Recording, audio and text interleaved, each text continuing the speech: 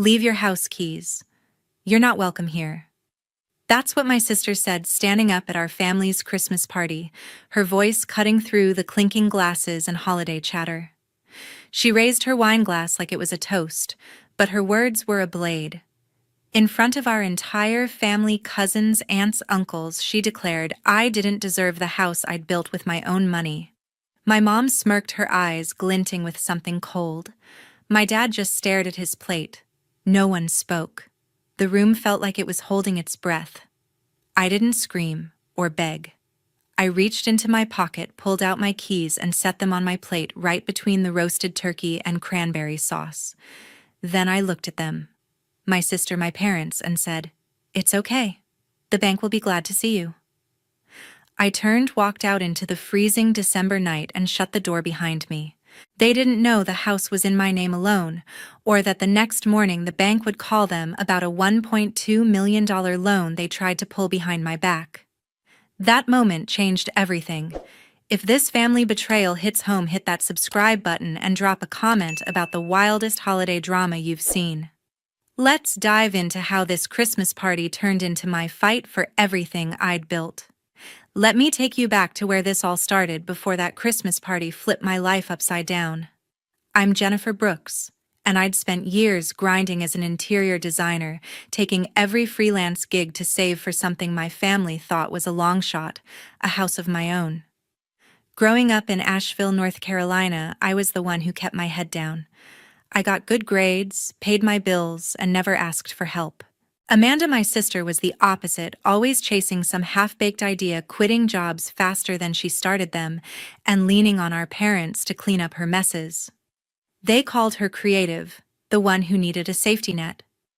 Me, I was just Jennifer, expected to fend for myself. At 28, I found a beat-up craftsman house on the edge of town. It wasn't much: faded paint, creaky floors, a roof leaking in 3 spots, but I saw what it could be.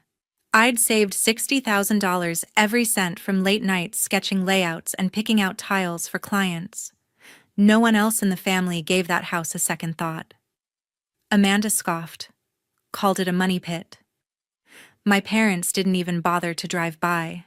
But I didn't need their validation. I signed the mortgage, $200,000, 30 years, no cosigners, just me. That first night, standing in the empty living room with a flashlight, I felt something rare: pride. Fixing that house became my everything. I learned to wield a sander, replaced every window myself, and spent weekends covered in drywall dust. I turned the sagging porch into a wraparound deck, painted the walls warm ivory, and built a kitchen island with my own hands. It took 3 years and every dollar I could spare. I'd come home from client meetings, throw on overalls, and work past midnight. Amanda stopped by, once glanced at the half-finished floors, and said, "Why bother? It's just you." My parents never showed up, too busy bailing Amanda out, rent, car payments, whatever she needed. When the house was finished, it looked like it belonged in a magazine. Oak floors glowed under skylights I'd installed. The backyard had a stone fire pit I built from scratch. Neighbors started dropping by, asking for tours. Suddenly, Amanda took notice. She'd call, her voice dripping with fake sweetness, saying, "That place is so big for one person." Or, "Imagine how happy my son would be with a yard like that." My nephew, her 6-year-old, was a sweet kid with a gap-toothed grin. She'd bring him over, let him run around, then hint they needed a stable home. My parents joined in. My mom would say, "You've done so well, Jennifer. You should share your blessings." My dad, quieter but sharp, asked once, "That house is a lot for one person to handle, isn't it?" I brushed it off at first. I wanted to believe they were just being family, maybe even proud. But their words lingered like a warning you don't heed until it's too late. I'd poured everything into that house: my savings, my time, my heart. It wasn't just a building. It was proof I could create something lasting, something mine. Yet every time Amanda or my parents brought it up, a knot tightened in my gut, like they were eyeing something I'd fought for alone. Looking back, I should have caught the hints. Their questions weren't random. They were calculated, setting the stage for that Christmas party when everything I'd built was nearly ripped away. After those early comments about my house, I tried to focus on my work, my routine, anything to shake the unease creeping into my thoughts. I'd spent years building that craftsman into my sanctuary, but Amanda's sudden interest and my parents' offhand remarks started to feel like warning signs. It wasn't just their words, it was the way they lingered, like they were testing me, probing for weak spots. I'd catch myself double-checking the locks at night, wondering why their questions about my house felt so pointed. Amanda started showing up more often, always with my nephew in tow. She'd walk through my living room, eyeing the skylights, running her hand over the oak banister I'd refinished. "This place is too much for one person," she'd say, her voice casual but sharp, like she was planting a seed. Once she brought up her son's school, how he needed a better environment, a bigger yard. "He'd love it here," she said, watching me closely. I smiled, offered her coffee, but my stomach twisted. She wasn't just visiting, she was sizing up my home. My nephew would race around the deck laughing, and I'd feel a pang of guilt for suspecting her. He was just a kid caught in her plans. Then my mom started calling. She'd never been one for small talk, but suddenly she was full of questions. "Do you have all the paperwork for that house sorted?" she asked one afternoon, her tone too sweet, like she was fishing for something. "You know it's a big responsibility owning property." I mumbled something about having everything filed, but her words stuck. Why did she care now? She hadn't asked about the house when I was tearing out rotten floorboards or maxing out my credit card for new plumbing.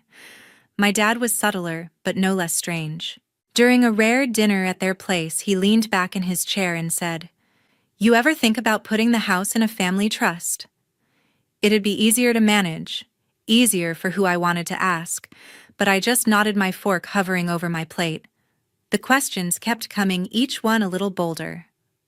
Amanda called one evening asking if I'd ever considered adding a co-owner to the deed.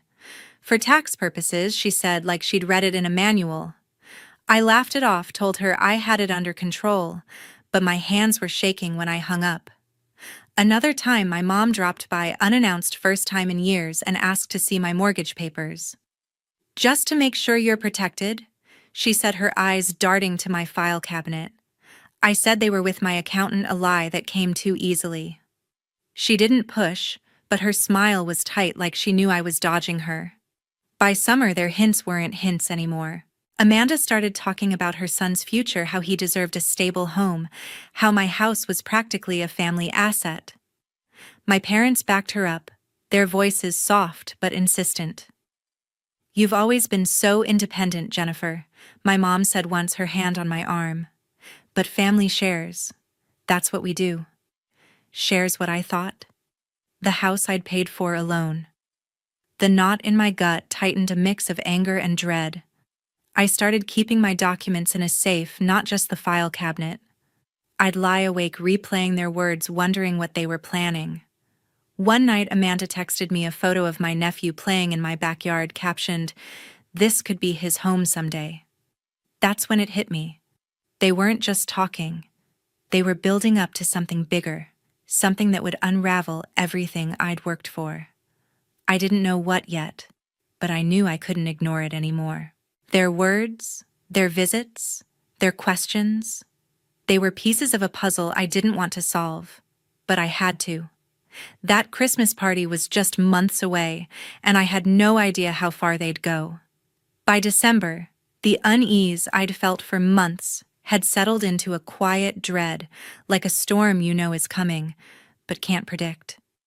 I'd locked my documents in a safe, checked my mortgage statements twice a week, but nothing prepared me for what happened at our family's Christmas party. It was hosted at my parents' house in Asheville, a tradition since I was a kid. I walked in carrying a homemade pecan pie, hoping for a night of peace despite the warning signs. The dining room buzzed with cousins, aunts, uncles, everyone laughing, passing plates of ham and mashed potatoes, the air thick with holiday cheer. I forced a smile, trying to blend in, but Amanda's glances kept catching me off guard. Halfway through dinner, Amanda stood up, her wine glass raised like she was about to give a toast. The room went quiet, forks pausing midair. "Jennifer doesn't need that big house all to herself," she said, her voice loud, steady, slicing through the chatter. "She's not even starting a family. It's not fair to keep it from those who need it like my son." My nephew, sitting next to her, looked down, picking at his plate. My chest tightened, but I didn't speak. I looked at my mom, hoping she'd say something, anything. Instead, she smirked, her lips curling in a way that made my blood run cold. My dad stared at his napkin, his hands folded tight. No one else moved. Cousins froze. Aunts avoided my eyes. Uncles shifted in their seats. Amanda wasn't done. "Leave your house keys, Jennifer," she said, her eyes locked on mine. "You're not welcome to keep it all to yourself." The words hit like a slap, echoing in the silent room. I felt every stare, every held breath, but I didn't flinch. My mind raced months of their questions, their hints, Amanda's visits, my mom's fake concern about my paperwork. It all clicked. They weren't just asking for my house. They thought they could take it. I reached into my pocket, my fingers brushing the cold metal of my keys. I pulled them out, set them on my plate next to the untouched turkey, and looked straight at Amanda, then my mom, then my dad. "It's okay," I said, my voice calm but sharp enough to cut. "The bank will be glad to see you." Amanda's smile faltered just for a second. My mom's smirk vanished. My dad's head snapped up, his eyes narrowing. I didn't wait for a response. I pushed my chair back, stood and walked out the front door, slamming behind me.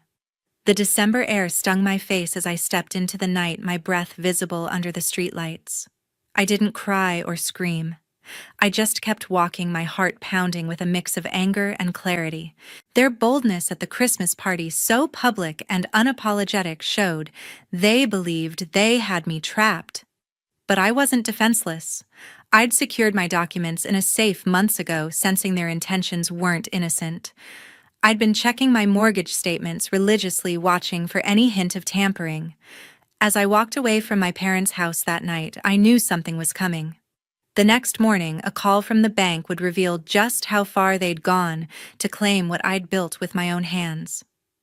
The morning after the Christmas party, I woke up in a cheap Asheville hotel room, the weight of Amanda's words still pressing on my chest. Her demand to leave my keys, my mom's smirk, my dad's silence. It all replayed like a bad movie. I'd barely slept, my mind stuck on that moment. I set my keys on the table and walked out.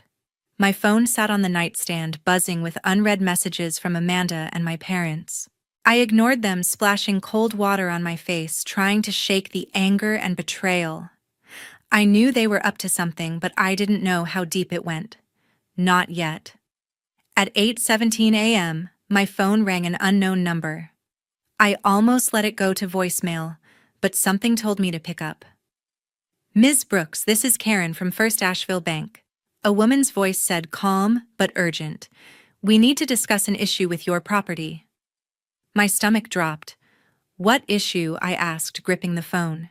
She hesitated, then said, "Someone attempted to secure a $1.2 million loan against your house, using documents with your name. We flagged it as irregular. Can you come in?" I froze, the words hitting like a punch. $1.2 million. My house was worth maybe $300,000 tops. This wasn't a mistake, it was deliberate. I asked Karen to email me the details and hung up, my hands shaking. The email came through minutes later, a PDF attachment with scanned documents. There was my name, my address, but the signature wasn't mine. Close, but not mine. Someone had tried to forge it, tying my house to a loan I'd never applied for. Amanda's voice echoed in my head. "You're not welcome to keep it all to yourself." My mom's smirk, my dad's silence. They thought they could pull this off, use my house as collateral for a fortune. My comment about the bank last night wasn't just a jab, it was truer than I'd realized. I didn't waste time. I Googled property lawyer Asheville and found Sarah Newman, a name that popped up with 5-star reviews. I called her office, my voice steady despite the rage bubbling inside. "I need help," I told her receptionist. Someone's trying to take my house. They squeezed me in that afternoon. Sarah Newman's office was small but sharp polished wood desk shelves packed with legal books. She was about 40 with a no-nonsense stare that made me feel like I'd found the right person. I handed her the bank's email, the forged documents, and told her everything: Amanda's demands, my parents' questions about my paperwork, the Christmas party showdown. Sarah leaned back, scanning the pages. "This is serious misrepresentation," she said. "They tried to leverage your property without your consent. We can stop this, but we need to act fast." Sarah explained the next steps, requesting a fraud investigation from the bank, pulling my property records, and filing a formal complaint. "Who do you think did this?" she asked. I didn't hesitate. "Amanda," I said. "And probably my parents." Saying it out loud hurt like admitting a wound I'd ignored too long. Sarah nodded, no judgment in her eyes. "Family cases are tough," she said, "but we'll get to the bottom of it. First, we secure your title." I felt a flicker of relief, like I wasn't alone in this fight anymore. Back at the hotel, I pored over the documents again. The forged signature was sloppy, but the intent was clear. Amanda and my parents had planned this for months, maybe longer. Those questions about my mortgage, the hints about sharing the house. It wasn't just greed, it was calculated. They'd used my nephew as a prop, banking on my guilt to make me cave. But they'd underestimated me. I'd fought for that house, every nail, every payment. I wasn't letting them take it. I called Karen at the bank, confirming I'd never authorized the loan. She promised to freeze the application and launch an internal review. "We'll need your affidavit," she said. I agreed, my mind already racing to the next step. Sarah had warned me this was just the beginning. Proving the fraud would mean digging into records, maybe facing Amanda and my parents in court. The thought made my stomach churn, but it also lit a fire. They'd crossed a line, and I wasn't backing down. That night, lying in the hotel bed, I felt something shift. The betrayal still stung, but I had a plan. And I had Sarah. Whatever came next, I was ready. The weeks after the bank's call were a blur of paperwork and late-night calls with Sarah. I'd never been to court before, but now I was knee-deep in affidavits, property records, and emails from the bank. Sarah was relentless, digging into every detail of the $1.2 million loan someone had tried to pin on my house. I stayed in that Asheville hotel, avoiding my parents' calls and Amanda's texts. I wasn't ready to face them, not until I had answers. Sarah warned me this wouldn't be easy. "Family disputes get messy," she said, flipping through the forged documents. "But we've got a strong case. The bank's already flagged the misrepresentation." Sarah's team pulled my original mortgage records, proving I'd never authorized a second loan. The bank sent over more evidence: emails, application forms, even a digital trail showing someone had used my name and address. The signature was almost convincing, but it wasn't mine. Sarah pointed out inconsistencies: the handwriting wobbled, the dates didn't line up with my financial history. "This was sloppy," she said, her voice steady but fierce. "Whoever did this underestimated you." I nodded, my jaw tight. I knew who it was: Amanda, with my parents' backing. The thought of them sitting around planning to take my house made my chest ache, but I pushed it down. Anger was better than heartbreak right now. We filed a formal complaint against the loan application, naming Amanda and my parents as potential culprits. Sarah explained we'd need to prove their involvement in court, which meant a hearing. The bank cooperated, sending a representative named Karen to confirm the loan was flagged the moment it hit their system. "Your comment about the bank at the Christmas party," Sarah said, half smiling. "It was like you knew." I didn't, not really, but I'd sensed their plan was bigger than Amanda's words at that dinner table. The hearing was set for late January, barely a month after the party. I barely slept, replaying Amanda's demand, my mom's smirk, my dad's silence.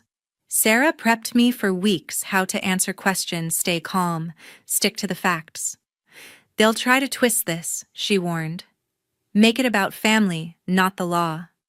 I wasn't worried about their words. I was worried about seeing them, about looking into their eyes and knowing they'd betrayed me. The courtroom was smaller than I'd imagined, all dark wood and fluorescent lights. I sat next to Sarah, my hands folded tightly in my lap. Amanda walked in first, her head high like she hadn't done anything wrong. My mom followed, her face blank, no smirk this time. My dad came last, avoiding my gaze. My nephew wasn't there, thank God. I didn't want him caught in this.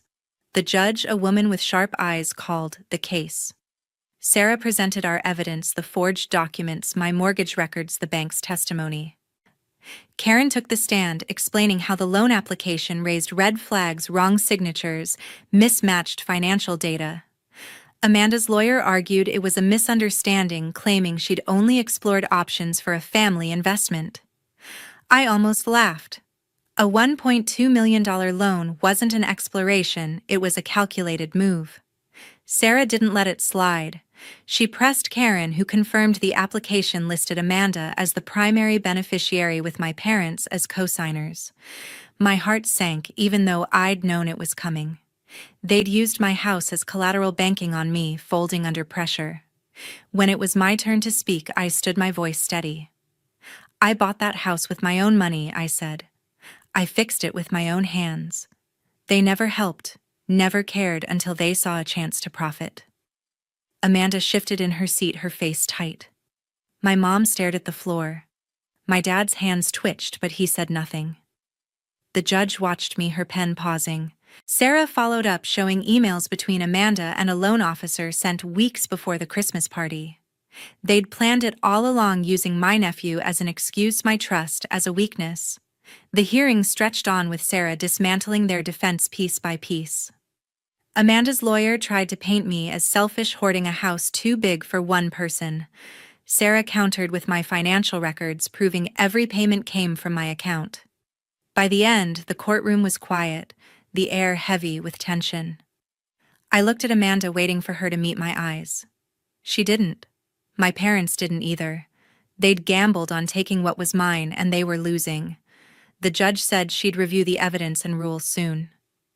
As we left, Sarah squeezed my arm. "You did good," she said. I nodded, but inside I felt hollow. This wasn't just about the house anymore.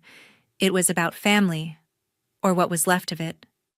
3 weeks after the hearing, Sarah called. "We got the ruling," she said, her voice calm but firm. "The judge voided the loan application. The house is yours, Jennifer. No liens, no claims." My knees buckled and I sank onto the hotel bed, relief washing over me like a wave. The bank's investigation had backed us up. Karen's testimony about the forged documents was airtight.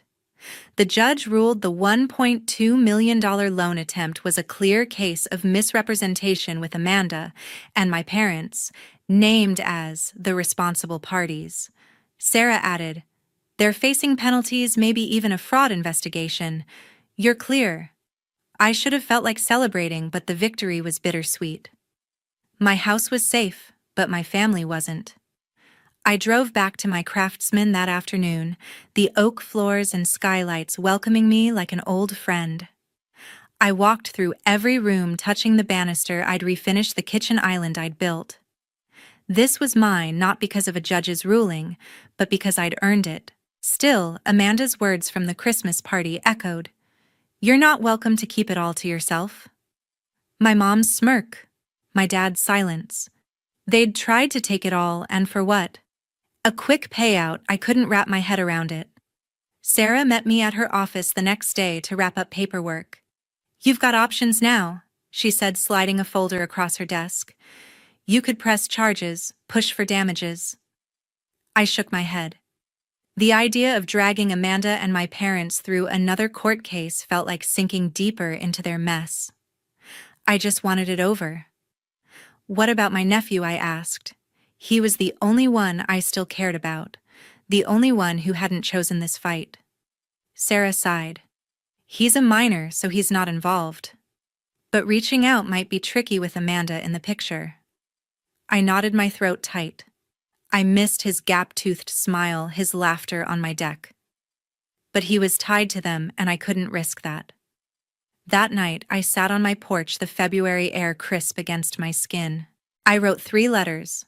One to Amanda, one to my mom, one to my dad. I didn't mince words. You tried to take what I built, I wrote to Amanda. I trusted you, and you used my nephew to guilt me. We're done. To my mom. Your smirk at that party said more than words ever could. I don't need a mother who'd rather see me lose. To my dad, your silence was worse than their lies. I deserved better. I mailed the letters the next day, no return address. I didn't want replies. I didn't want apologies. I wanted a clean break. Cutting them off wasn't easy. I'd spent years trying to be the good daughter, the reliable sister, hoping they'd see me for who I was. But they only saw what they could gain. I called Sarah to confirm I wouldn't pursue further charges. I just want to move forward, I told her. She understood, her voice soft but supportive. You're stronger than they are, she said. I wasn't sure about that, but I was learning. I started small, changing my phone number, blocking their emails. I told my cousins and aunts what happened, not for gossip, but to set the record straight.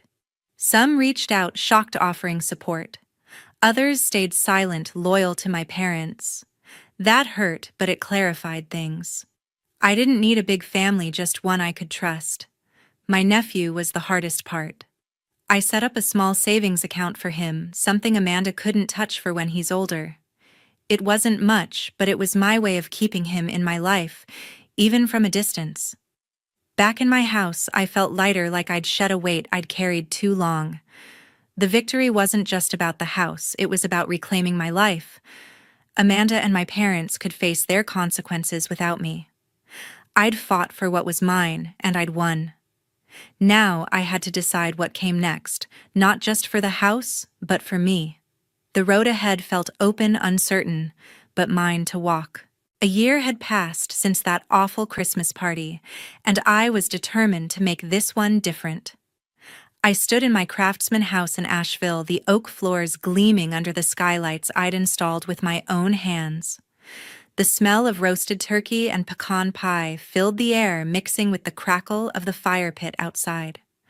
I'd invited friends, neighbors, and a few co-workers to my first Christmas party, hosted on my terms. No Amanda, no parents, no tension waiting to explode. Just people who'd shown up for me when it mattered most. As I set out plates on the kitchen island I'd built, I felt a quiet pride, not just for the house, but for the life I was carving out. Last Christmas, Amanda's words had cut deep. Leave your house keys, you're not welcome. My mom's smirk and my dad's silence had burned even worse. Walking out of that party, I'd felt alone, betrayed by the family I'd tried so hard to please. But now, standing in my living room, surrounded by laughter and clinking glasses, I realized I wasn't alone anymore. Sarah, my lawyer, was there, sipping wine and joking with my neighbor about Asheville's winter chill. My co-worker Jess, who'd brought a homemade cranberry sauce, was telling stories about her kids. My friend Mark, who'd helped me repaint the porch last spring, was carving the turkey, his apron splattered with gravy. These were my people now. My real family, not bound by blood, but by choice. I'd spent the year rebuilding not just my house, but myself. After the judge's ruling secured my home, I'd cut off Amanda and my parents for good. Their letters sent months ago sat unopened in a drawer. I didn't need their apologies or excuses. They'd tried to take what I'd built using a forged loan application to claim a fortune that wasn't theirs. The bank's evidence, paired with Sarah's relentless work, had stopped them cold. My offhand comment that night, "The bank will be glad to see you," had turned out to be more prophetic than I'd known. But the victory wasn't just about keeping the house. It was about learning who I could trust and who I couldn't. I thought about my nephew often, his gap-toothed smile still vivid in my mind. He was 7 now, caught in Amanda's world, and that stung. I'd added to his savings account every month, a small gesture to show I hadn't forgotten him. I hoped one day he'd understand, maybe even reach out when he was older. For now, I had to let him go, like I'd let go of Amanda, my mom, and my dad. Cutting those ties had been painful, like losing a piece of myself, but it was also freeing. I didn't have to prove my worth to them anymore. I never should have had to. As the party hummed along, I stepped onto the wraparound deck, the fire pit casting a warm glow. Jess joined me, handing me a mug of hot cider. "You've got a good thing here, Jen," she said, nodding toward the house. I smiled, the warmth of the mug seeping into my hands. "Took a while to get here," I said. She didn't know the whole story, just bits I'd shared about family drama, but she didn't need to. She'd shown up with that cranberry sauce, no questions asked. That was enough. I looked around at the faces in my home, friends who'd helped me move furniture, neighbors who'd dropped off casseroles when I was stuck in that hotel, Sarah who'd fought for me when I couldn't fight alone. This was what family meant, I realized. Not the people who shared your last name, but the ones who saw your value, who stood by you when things got hard. My parents had called me selfish for keeping this house. Amanda had said it was too big for one person. They were wrong. This house was exactly the right size for the life I was building, for the people I chose to fill it with. The past year hadn't been easy. I'd questioned myself, wondered if I could have done things differently to avoid the fight. But every time I walked through my front door, saw the walls I'd painted, the floors I'd sanded, I knew I'd made the right choice. This house wasn't just a building. It was proof I could stand on my own, proof I didn't need their approval. I'd fought for it, not just in court, but every day I chose to keep going, to build something better than what they'd tried to take.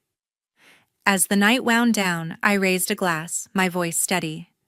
"To new beginnings," I said, looking at the faces around me. "And to the people who make them possible." Everyone cheered, their voices filling the room with warmth. Sarah caught my eye, giving me a nod. Mark shouted to Jen's badass house, and the laughter that followed felt like a release, like letting go of the last shadows of that old Christmas party. I thought about what I'd learned, what I'd carry forward. Family isn't about who you're born to. It's about who shows up, who stays when the stakes are high. I'd lost the family I was given, but I'd found one I chose. And that was worth more than any house, any victory. If my story resonates with you, if you've ever had to fight for what's yours, or learn who your real people are, hit that subscribe button. Share your stories below, I'd love to hear them. Because at the end of the day, we're all building something, and we're stronger when we do it together. My name is Amelia Rhodes, and I'm 29 years old. If you had asked me just a year ago what my life looked like, I would have smiled and told you it was everything I had ever dreamed of. A stable career, a man I believed was my forever, and a wedding on the horizon that felt like the final piece of a carefully constructed puzzle. Looking back now, I see the cracks were already there.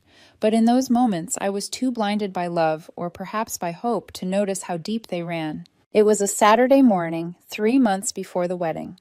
The kind of morning that tricks you into believing life is perfect. The sunlight spilled through the sheer curtains in our apartment, painting the walls with golden warmth. I remember Jason, my fiancé, sitting at the small kitchen table, flipping through floral arrangement samples with an exaggerated seriousness that made me laugh. I leaned over his shoulder, pointing at a design with ivory roses and eucalyptus. "This one," I said. "It feels timeless, don't you think?" He chuckled and nodded, scribbling a note in his messy handwriting. "If it makes you smile like that, then yes, timeless it is." For a fleeting moment, it felt like we were invincible. I slipped into the chair across from him, sipping my coffee, watching him with that peculiar mixture of affection and gratitude. For 7 years, I had been the rock in our relationship.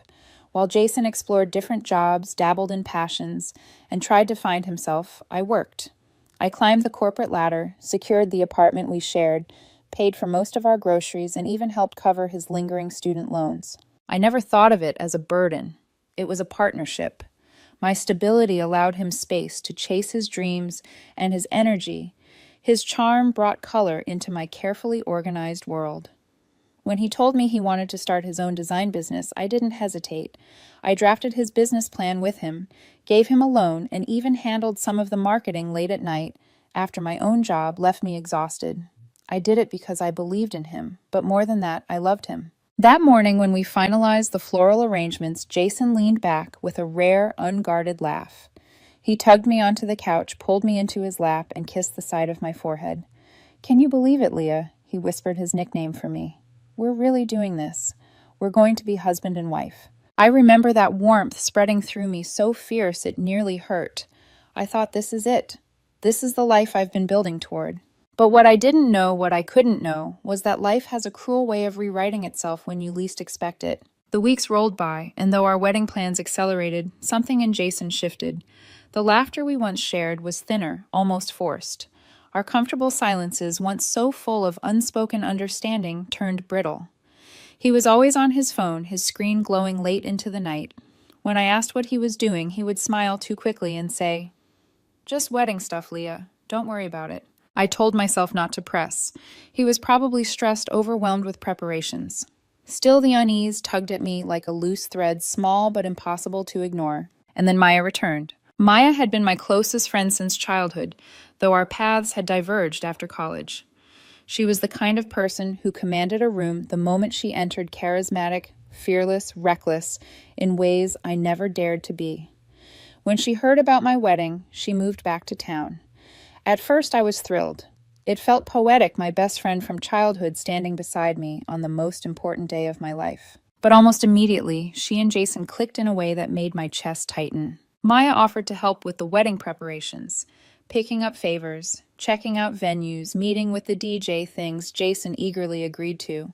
Every time I suggested joining them, Jason would laugh, gently brushing a strand of hair from my face. "Babe, you've been working yourself into the ground. Let us handle this one. You deserve a break." I wanted to believe him. I wanted to believe Maya was just being her usual helpful self. After all, this was my best friend and my fiancé. What reason did I have not to trust them? But trust isn't a fortress. It's a fragile glass house, and once a crack forms, it spreads until everything shatters. I noticed the way Jason's mood lifted after being with Maya, the way he'd laugh at texts on his phone, tucking it away when I leaned too close. The way their names, Jason and Maya, started to twine together in conversations I wasn't a part of. One night as we folded invitations together, Jason casually remarked, "You know, Maya's so fearless. She takes risks, never hesitates. That's probably why people admire her so much." I froze, the invitation half folded in my hands.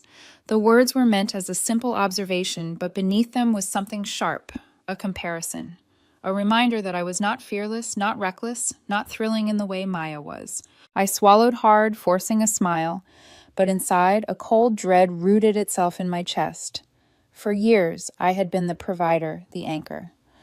And for the first time, I wondered if Jason was starting to see that not as love, but as boredom. Still, I told myself it was stress. The wedding was approaching. Nerves made people act strangely. He chose me. I repeated like a mantra. He asked me to marry him. He wants this life with me. But as I lay awake at night, listening to the glow of his phone screen in the dark, I couldn't shake the sense that the life I thought I was building was already slipping away. That was the last truly good memory I had before everything began to unravel. At the time, I didn't know it was the beginning of the end. But sometimes endings arrive disguised as ordinary days. If the months leading up to a wedding are supposed to be the happiest in a couple's life, ours felt strangely hollow. At first, I blamed myself. I told myself maybe I'd poured so much of my energy into work that I'd lost sight of Jason. That maybe if I just tried a little harder, leaned in a little more, I could fix the distance quietly widening between us. But love isn't supposed to feel like constant repair work. Jason began spending more time with Maya under the guise of helping with the wedding. They picked out linens, negotiated with the DJ, even stopped by the caterer together. The first time he mentioned it, I laughed, assuming he was joking. "You and Maya," I teased. "She doesn't even like dessert. How's she supposed to taste test our cake?" Jason smiled a little too quickly. "That's the point. She's unbiased. And you've been so stressed lately, I didn't want to drag you along for every little errand. Let us handle it. You need to focus on work." I tried to tell myself he meant well, that he was protecting me, giving me space to breathe. But every time I came home from the office and saw him on the couch, grinning at his phone, I couldn't shake the unease gnawing at me. One night he came in late. I was already in bed, the soft hum of the city outside my window. He slipped out of his shoes and whispered, "Sorry, babe." Maya and I got caught up talking with the DJ. Time flew. He smelled faintly of perfume, something light floral, not mine. I rolled onto my side, staring at the wall. My heart wanted to ask the question burning on my tongue. "Are you falling for her?" But my pride swallowed it. Instead, I forced a smile and whispered, "It's fine. We're almost there. Just 2 months left. Jason kissed my cheek and climbed into bed, already drifting off. Meanwhile, I lay awake, counting the cracks spreading silently through the glass house of our life. There were small tells, moments that should have raised alarms, but I silenced them. Jason's sentences began starting with Maya thinks, or Maya said, as though she'd become the authority on every decision. He laughed harder at her jokes than he did at mine. And when I suggested we spend an evening together, just us, he would sigh, guilt threading through his voice. Soon, Leah. Once all the wedding chaos is over, I promise we'll have our time. I nodded, but each excuse felt like another inch of space growing between us. The worst part wasn't Jason, it was Maya. I wanted to believe she was still my friend, the girl who used to sneak out of class with me to buy milkshakes, the girl who swore we'd stand in each other's weddings no matter what. But the way she looked at Jason sometimes, the way her laughter lingered in the air after he spoke, felt wrong, too intimate. At a dress fitting, I caught her phone buzzing with his name flashing on the screen. She silenced it quickly, her cheeks flushed. Jason just wanted to confirm the DJ, she said too fast. I forced myself to smile, but something inside me cracked. One evening, we were folding place cards at the table. Jason scrolled through his phone while I carefully tied ribbons around the stacks. You know, he said casually, not looking up Maya's incredible. She just goes after what she wants. No hesitation. That's why people respect her. She's a leader. I froze the ribbon slipping from my fingers. I knew what he meant. It wasn't just admiration, it was comparison. A sharp pang stabbed through me. I'd always been steady, grounded, deliberate. The anchor in chaos.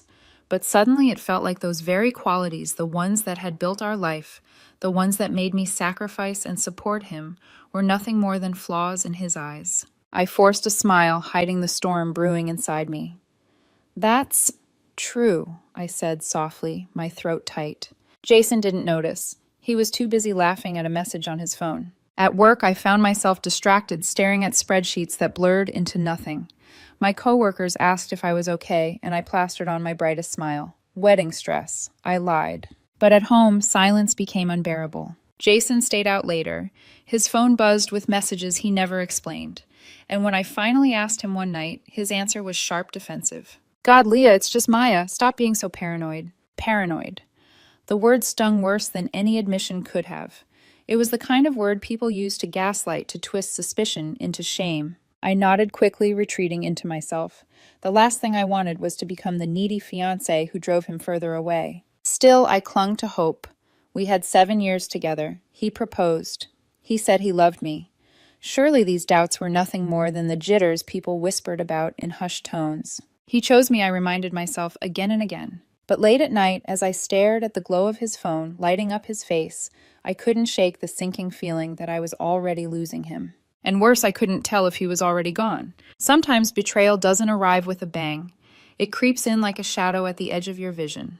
Quiet, patient, waiting for the moment you finally dare to look straight at it. I wasn't ready to look yet, but the shadow was already in the room with us.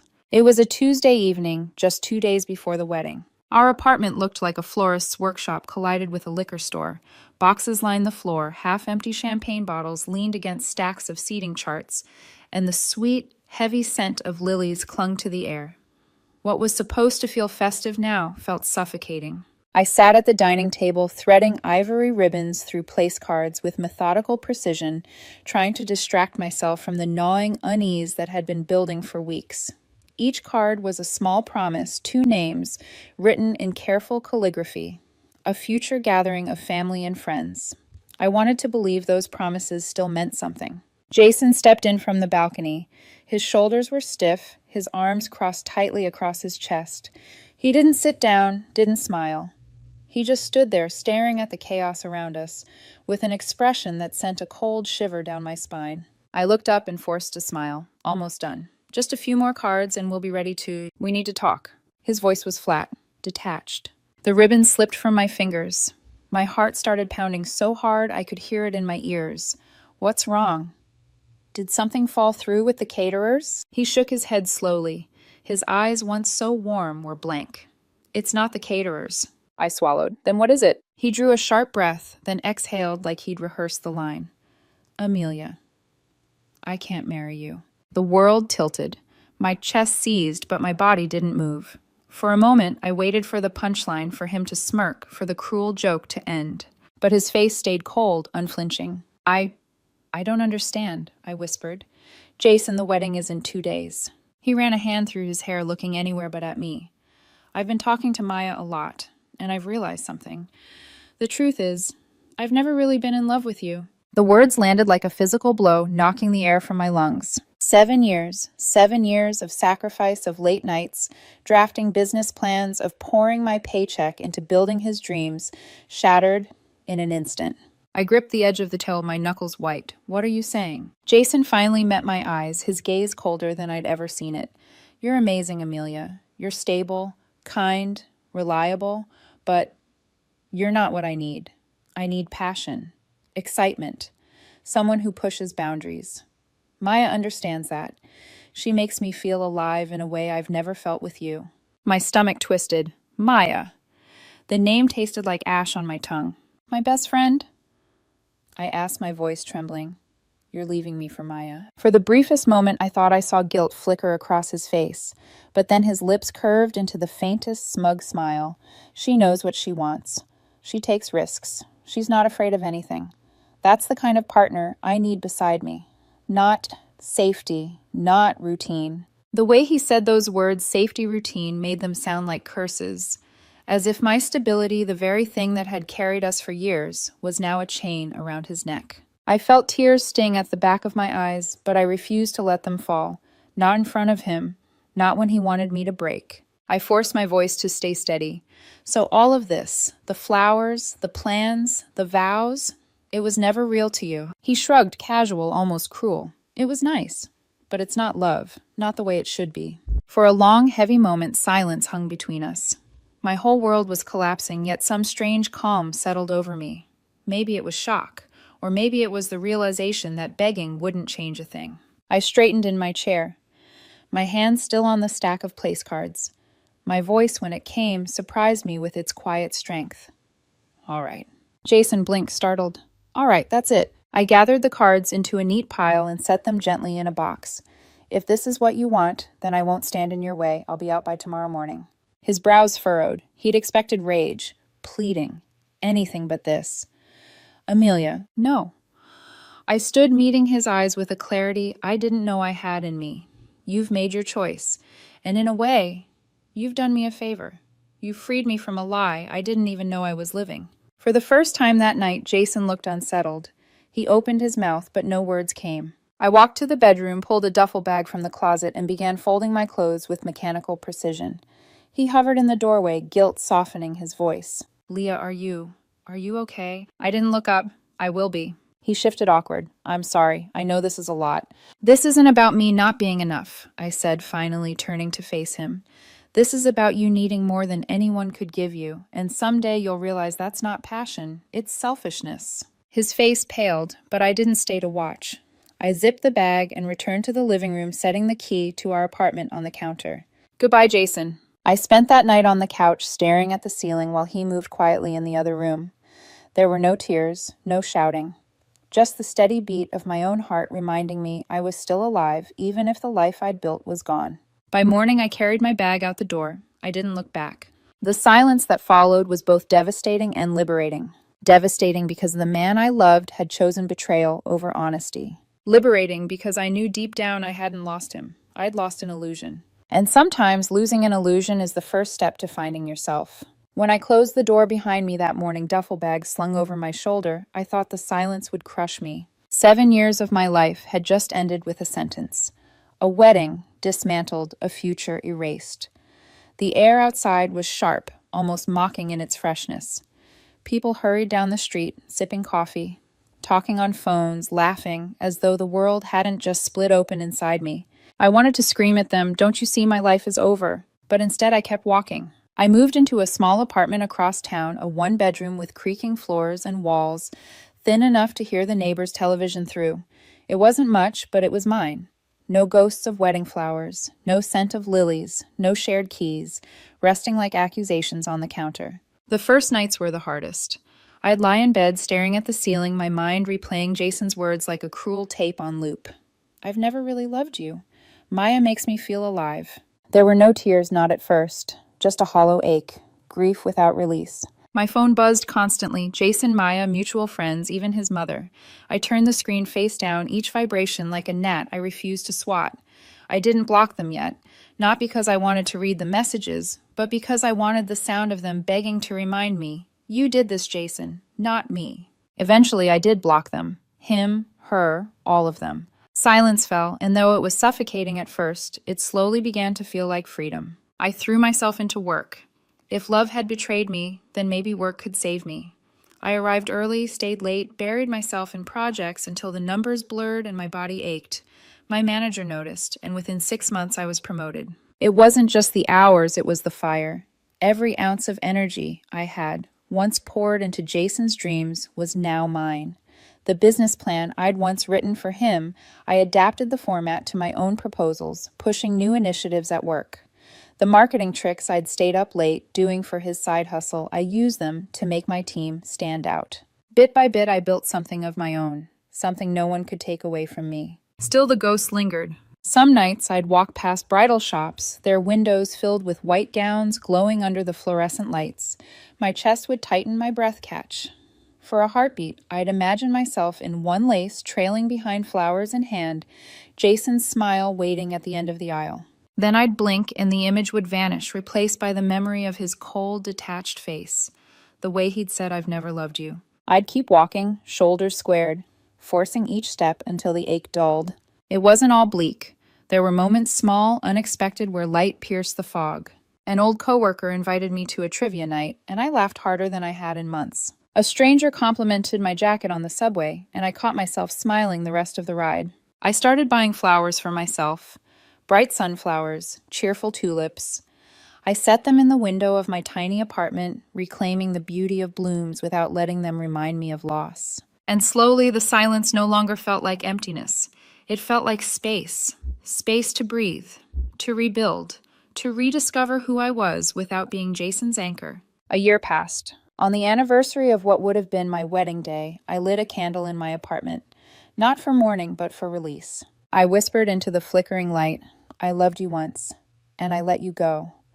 That will be the last gift I ever give you." And with that, I blew it out. By then, Jason and Maya were little more than names. I avoided in conversations ghosts whispered about by mutual friends I no longer kept in close touch. I didn't ask. I didn't want to know. But the universe has a way of delivering information whether you want it or not. One afternoon over coffee with an old college friend, I heard it. The first crack in their picture-perfect fantasy. "Hey," my friend said cautiously, eyes flicking to mine. "I heard about Jason. Is it true things didn't work out with Maya?" I stirred my coffee slowly, keeping my face neutral. "I wouldn't know. We don't speak." She hesitated. "Well, apparently it's bad. Really bad." I nodded politely, changing the subject. But her words lingered long after I left the cafe. For the first time in months, curiosity stirred in me. Not longing, not hope, just a quiet, steady question. What happens when two people build a future on betrayal? I didn't have to wait long for the answer. Rumors have a way of finding you even when you swear you don't care. At first, the news came in fragments like whispers carried by the wind. A former coworker mentioned seeing Maya alone at a cafe, looking frazzled. A mutual acquaintance casually dropped that Jason's business wasn't going as planned. Each tidbit felt like a breadcrumb leading to a feast of poetic justice. I never asked for details, but the details came anyway. Maya had always thrived on risk. She lived for it, the thrill of diving headfirst without checking if the water was shallow. Jason once admired that recklessness, called it passion drive leadership. But admiration has a short shelf life when bills start piling up. Her latest venture, some half-baked luxury event startup, had already drained the savings Jason brought into their relationship. Worse, she convinced him to co-sign loans, promising, "This time it'll take off. We'll be unstoppable." But instead of unstoppable, they became immovable, crushed under the weight of debt. One scheme collapsed after another. Creditors began circling. Lawsuits loomed. And through it all, Maya did what she'd always done best. She looked out for herself. The story I eventually pieced together painted a clear picture. Jason, the man who once told me I was too safe, too boring, had gambled everything on chaos. He left stability for fireworks and discovered fireworks burn out fast, leaving nothing but smoke and ash. When the lawsuits hit, Maya vanished. No dramatic farewell, no confrontation. She simply packed her things, deleted her accounts, and disappeared. Jason was left behind holding the bag quite literally of debt with his name stamped all over it. The irony was almost too perfect. I should have felt vindicated. And in a way I did. Nights when I sat in my apartment sipping wine after a long day at work, I'd allow myself the smallest smile. Karma doesn't always come when you want it to, but sometimes it arrives right on schedule, gift-wrapped in poetic symmetry. But alongside the satisfaction was something else, a cold, detached pity. Because even as I reveled in the justice of it all, I couldn't ignore the truth. Jason's downfall wasn't just bad luck, it was a reflection of the man he'd become, or perhaps the man he always was, hidden beneath the comfort I provided for so long. A year earlier, I would have rushed to fix it. I would have offered money advice, long nights of planning spreadsheets just to prop him up again. That's who I was then, the rock, the caretaker, the steady ground he trampled without hesitation. But that Amelia was gone. The silence I'd cultivated wasn't just protection, it was transformation. And now hearing of his ruin, I felt nothing but distance. One evening, Sarah, a mutual friend who had always leaned more toward Jason's side, called me out of the blue. "Amelia," she said, her voice low, careful, "I know you don't want to hear about him, but Jason's in trouble. It's bad. He's drowning." I pressed the phone to my ear, my expression unreadable. "That's unfortunate," I said evenly. There was a pause, as if she expected me to crack, to show even a flicker of the woman I once was. Finally, she whispered, "I think he really regrets what he did to you." I smiled faintly, though she couldn't see it. Regret doesn't erase choices. The irony deepened weeks later when I bumped into an old college friend at the grocery store. She leaned across the cart, eyes wide with gossip. "Did you hear Maya left town? No one knows where she is. Jason's been begging around trying to get people to invest in his new idea, but..." She lowered her voice. "No one trusts him anymore. He's a mess." I nodded politely, pretending it was casual news, though inside I felt the sharp sting of satisfaction. This was the man who told me I was boring, who discarded my loyalty for borrowed excitement. And now the excitement had abandoned him too. At night in the quiet of my apartment, I thought back to the version of me who had folded invitations at a dining table holding back tears while Jason told me he'd never loved me. That woman had believed she'd lost everything. But sitting there now, steady in my career, secure in myself, I realized it was Jason who had lost everything. Not just me. Not just the life we could have built, but the very stability he had mocked. The safety net he assumed would always be there when he fell. Without me, he had nothing to catch him. The final piece of news came from Sarah again. She messaged me late one night. "Maya drained his accounts. He's living with his parents again. The business is gone. He's completely alone." I stared at the words on my screen, my lips curving into a quiet, almost bittersweet smile. Alone. Exactly as he'd left me. For months, I heard nothing more. I thought maybe finally the universe had tied the bow on this twisted gift of closure. But then one evening, my phone lit up with a name I hadn't seen in over a year. Jason. Blocked, yes, but through an unknown number this time. The first message, "Hey Amelia, please, just hear me out." Then another, "I'm sorry, I was wrong about everything." And another, "You were the best thing that ever happened to me. I didn't see it then, but I do now." I set the phone down on the counter, my chest calm, my pulse steady. The shadows that had once haunted me were gone. All that was left was a choice. To answer, or to let silence be my reply. I chose silence. But Jason, he wasn't done yet. The first text was easy to ignore. "Hey Amelia, please, just hear me out." The number was unfamiliar, but I knew immediately who it was. The clipped way he wrote my name, no nickname, no warmth. Just a plea disguised as formality. I set the phone down without replying. Silence was my answer. The next day, another message arrived. "I'm sorry, I was wrong about everything." Then another just hours later. "You were the best thing that ever happened to me. I didn't see it then, but I do now." I watched the words appear like cracks in the screen. Once upon a time, they would have shattered me. Now they felt foreign, like a language I no longer spoke. For 7 years, I had been his anchor, his caretaker, his safety net. But I had burned that role to ashes the moment I walked away. And no apology, no neatly typed confession could rebuild it. When silence didn't work, he escalated. Voicemails this time, his voice trembling, raw, pleading. "Amelia, please. I know I don't deserve it, but just 5 minutes. That's all I'm asking. 5 minutes to explain." I deleted each one without listening all the way through. Then came the longer messages. Half-truths disguised as clarity. Maya wasn't who I thought she was. She destroyed me, lied to me, Used me. You were right about her. Then self-pity. My parents don't even want me here. Everyone's turned their back on me. I don't know what to do. And finally, the ones meant to sting. I know I don't deserve your forgiveness, but you're the only person who ever believed in me. Please, I need you. But I had learned something in the silence of my new life. Desperation isn't love, it's survival. He didn't want me. He wanted the version of me who had always fixed his messes, who had written his business plans, paid his debts, cleaned up his chaos. That version was gone. When Jason realized I wouldn't bite, he turned to others. First, his mother. One evening, my phone lit up with her name. For a moment, my chest tightened, because I had always liked her. She'd treated me like family, welcomed me with open arms. Her voice was soft, pleading. Amelia, honey, please talk to him. He's not well. You were always so good to him. If anyone can help him, it's you. My throat ached, but I forced my words steady. With respect, I'm not the right person anymore. He made that choice. Her silence on the other end was heavy, disappointed, but she didn't push further. I hung up, staring at the phone with trembling hands. Even his mother couldn't make me falter. Next, it was mutual friends. A text from David Dude. He's a mess. I told him not to screw with you, but he didn't listen. He thought you'd always be there to catch him when he fell. Please, just talk to him. I stared at the words, then typed a single reply. Good luck with that. Then deleted his number too. The strangest part wasn't Jason's begging. It was how familiar it all felt. The tone of his texts, the cadence of his calls. It was the same Jason I'd known for years. Always reaching, always needing, always pulling me into the quicksand of his mistakes. Only this time I wasn't sinking with him. I was watching from solid ground. And the view was clearer than it had ever been. Weeks passed. His messages turned frantic. Amelia, please just tell me you hate me. Anything. I can't take this silence. Leah, remember our apartment. Remember the mornings with coffee. Please just tell me it wasn't all fake. I'll do anything. Therapy. Pay you back. Start over. Just don't shut me out.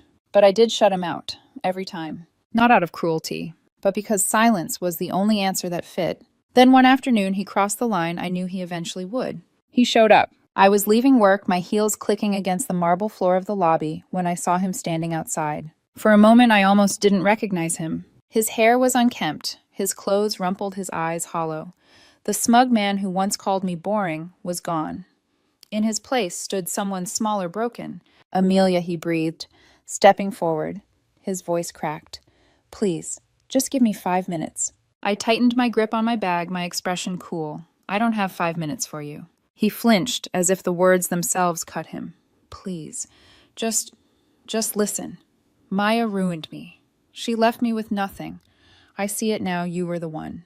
You were always the one. I was blind. I was stupid. Please give me another chance. For a moment, I just looked at him. Not with rage, not with pity, just clarity. He wasn't begging for me. He was begging for the safety I once gave him. And that was gone forever. Jason, I said softly, almost kindly, you don't need me. You need to learn how to stand on your own. And until you do, you'll keep destroying anyone who tries to save you. Tears welled in his eyes. His hand reached out, trembling as if to touch my arm. I stepped back. Goodbye, Jason. And with that, I walked past him out into the evening air, my heart steady, my stride unbroken. Behind me, I could feel his desperation collapse into silence. The same silence I had chosen all along. I thought the scene outside my office would be the end. Jason crumbling in front of me, begging with hollow eyes. It felt like the last act of a tragedy I no longer belonged to. But I should have known better. Jason was nothing, if not persistent. It started with silence after our encounter, and for a brief moment, I believed he had finally let go. Weeks passed without a message, and the peace was intoxicating. I buried myself in work, filled my evenings with quiet rituals, reading, cooking, watering the flowers I always kept by my window. But peace with Jason was always temporary. One Friday afternoon, as I was locking up my office, I heard my name, Amelia. I turned, and there he was again, not as disheveled as before, but still carrying the air of someone trying and failing to hold himself together. His suit was pressed, but it hung on him as though he'd lost too much weight. His smile was practiced brittle. I sighed, my keys still in my hand. Jason, what are you doing here? He stepped closer, too close, his voice soft but urgent. I needed to see you. Please. 5 minutes, that's all. His words echoed the last time we'd met, but this time there was something sharper in them. Desperation threaded with arrogance, as though he believed persistence itself would win me back. I squared my shoulders. Fine. 5 minutes. Say what you came to say. We sat on a bench outside the office building, the city buzzing around us while Jason fumbled for words. I know I destroyed everything, he began, wringing his hands. I know I don't deserve forgiveness. But Amelia, Maya was a mistake. She ruined me. She took everything. And when I look at you now, successful, calm, happy, I realize you were what I needed all along. You were always the one. I stared at him, my expression unreadable. Once those words would have cracked me open. Once I would have clung to them like a drowning woman to driftwood. But now they slid off me like water against stone. I tilted my head slightly, my voice steady. Do you remember what you told me, Jason? 2 days before our wedding. He blinked, caught off guard. Amelia. No. My voice sharpened, slicing through his excuse.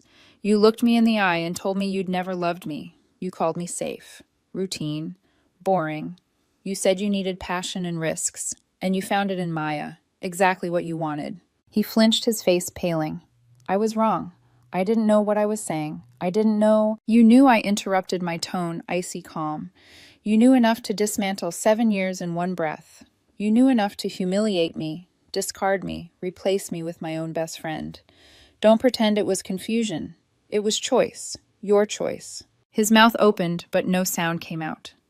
The weight of my words seemed to press him down into the bench. For a long moment, I simply studied him. The man who once carried himself with smug confidence, who once believed he could never fall, now trembling under the reflection of his own cruelty. I leaned forward slightly, my eyes locking with his. You said I wasn't what you needed, and you were right. I'm not what you need. But here's the difference, Jason. You're not what I need either. Not anymore. Not ever again. Tears welled in his eyes, his voice breaking. Amelia, please, don't say that. I can change. I'll do anything. Therapy work, whatever it takes. Just give me a chance to prove it. I sat back, a faint smile tugging at my lips, not out of amusement, but out of clarity. You don't need to prove anything to me, I said softly, because I don't care anymore. He froze, the words landing heavier than any insult. Don't you see, I continued. That's the real ending to our story. Not you begging, not me forgiving, not some grand reconciliation. The ending is indifference. You don't matter to me anymore, Jason. Not in the way you once did. Not in any way at all. His face crumpled, his body folding in on itself. He looked smaller than I'd ever seen him. I stood adjusting the strap of my bag. You got exactly what you said you wanted. Passion, risk, chaos, and it destroyed you. But don't make the mistake of thinking you can crawl back to me now. My life isn't a safety net for your bad decisions. For a long moment, he just sat there staring at the ground, his shoulders shaking. I looked at him one last time, not with anger, not with pity, just with the finality of someone who has truly moved on. Goodbye, Jason. And then I walked away, the city lights gleaming against the evening sky, each step carrying me further from the wreckage of a life I no longer belonged to. Behind me, Jason remained on that bench, swallowed by the very silence he once forced on me. Only this time it was permanent. The night I walked away from Jason for the last time, I expected to feel a void. 7 years is a long time to carry someone's dreams, to be their foundation, their safety net, their mirror. I thought cutting that tie for good would leave me hollow. But it didn't. It left me lighter. In the weeks that followed, I noticed something I hadn't in years. Silence could be beautiful. The absence of his texts, his calls, his constant needs wasn't emptiness. It was space. Space to think, to breathe, to hear my own voice again without it being drowned out by his. I filled that silence with small rituals. Saturday mornings meant fresh flowers from the corner market. Weeknights became experiments in cooking dishes I'd never tried before, saffron, risotto, spiced lentil stew recipes that once would have intimidated me. Each small act was a quiet rebellion against the version of myself who had lived only to hold someone else up. Work thrived. The promotion I'd earned months earlier became a stepping stone to something bigger, a leadership role that forced me to trust myself in ways I once reserved only for Jason.